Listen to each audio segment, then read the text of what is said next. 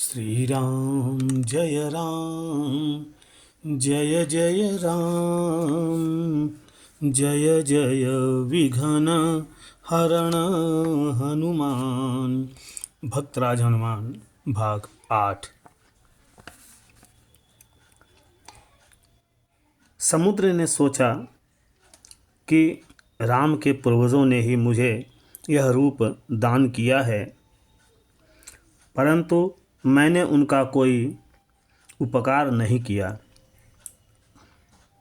कहीं राम के मन में यह बात न आ जाए कि सीता हरण में समुद्र का भी हाथ रहा है, क्योंकि एक प्रकार से रावण मेरे अंदर ही रहता है। मैं ही उसके किले की खाई हूँ। यदि मैं उनके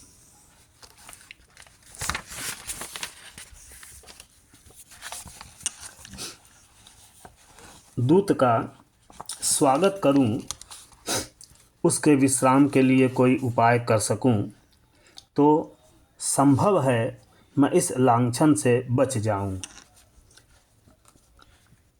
उसने मैनाक से कहा, मैनाक, रामदूत का स्वागत करो।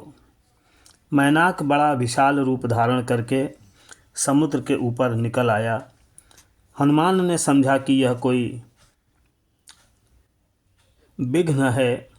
वे अपने पैरों के प्रहार से उसे पातालगामी करने ही जा रहे थे कि मैनाक मनुष्य का रूप धारण करके अपने श्रृंग पर खड़ा हो गया और उसने निवेदन किया कि हनुमान, तुम मेरे सहायक वायु के पुत्र हो।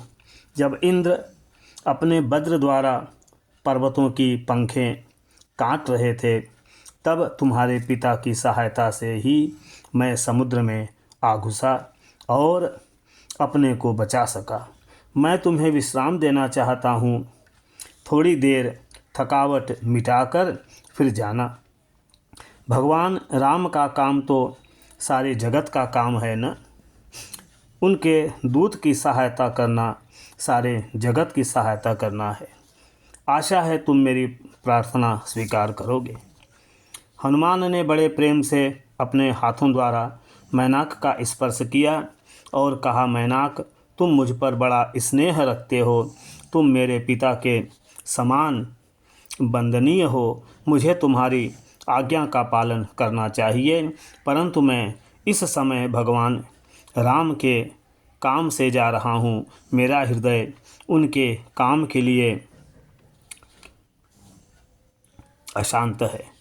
यदि मैं विश्राम करने के लिए अपने शरीर को रोक दूं, तो संभव है कि मेरा हृदय शरीर को यहीं छोड़कर लंका में पहुंच जाए। इस समय मैं एक क्षण भी नहीं रुक सकता। मुझे क्षमा करो। हनुमान चलते चलते इतना कहकर आगे बढ़े।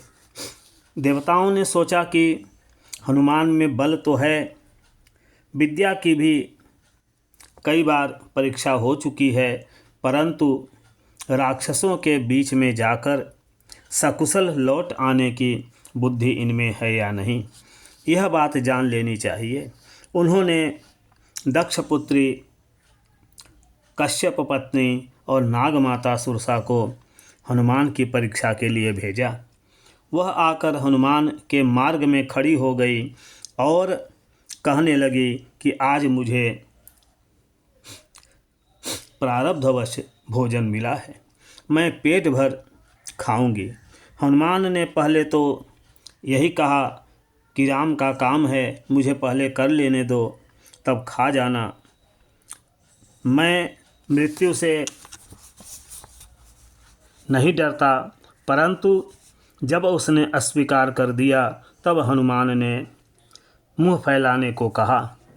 वह जितना ही मुंह फैलाती, हनुमान उसके दुगने हो जाते। जब उसने 100 योजन का मुंह बना लिया, तब हनुमान छोटा सा रूप बदलकर उसके मुंह में घुसकर फिर बाहर निकल आए। हनुमान के बुद्धि कौशल को देखकर सुरसा बहुत प्रसन्न हुई और उसने सफलता का आशीर्वाद देकर विदा किया। राहु की माता सिंहिका समुद्र में ही रहती थी। ऊपर उड़ने वालों की छाया जल में पड़ती तो वह छाया ही पकड़ लेती और उड़ने वाला विवश होकर जल में गिर पड़ता। इस प्रकार वह अनेकों का संहार कर चुकी थी। हनुमान के साथ भी उसने वही चाल चली। अपनी गति को रुकता देखकर हनुमान ने नीचे दृष्टि डाली और उस राक्षसी को पहचान लिया। भला वह हनुमान के सामने क्या ठहरती। एक हल्की सी चोट में ही उसका काम तमाम हो गया और हनुमान निर्विघ्न समुद्र के दूसरे तट पर पहुंच गए। बड़ा सुंदर वन था। हरे भरे वृक्ष, सुगंधित पुष्प, पक्षियों का कलरव और भौरों की गुंजार बरबस मन को अपनी ओर खींच रही थी। परंतु हनुमान ने उनकी ओर देखा तक नहीं। वे कूदकर पहाड़ के एक ऊंचे टीले पर चढ़ गए। उन्होंने निश्चय किया कि यह स्थान शिविर बनाने के योग्य है। बानरों के लिए यहाँ फल मूल भी पर्याप्त है, मीठा जल भी है और सबसे बड़ी बात यह है कि यहाँ से पूरी लंका दिख रही है। हनुमान ने वहाँ से लंका की बहुत सी बातें जान ली। उन्होंने लंकापुरी की दुर्गमता का अनुमान करके निश्चय किया कि इसकी एक एक बात जान लेनी चाहिए।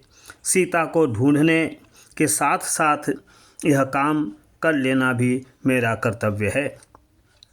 जय श्री राम। श्री राम जय राम, जय जय राम, जय जय विघ्न हरण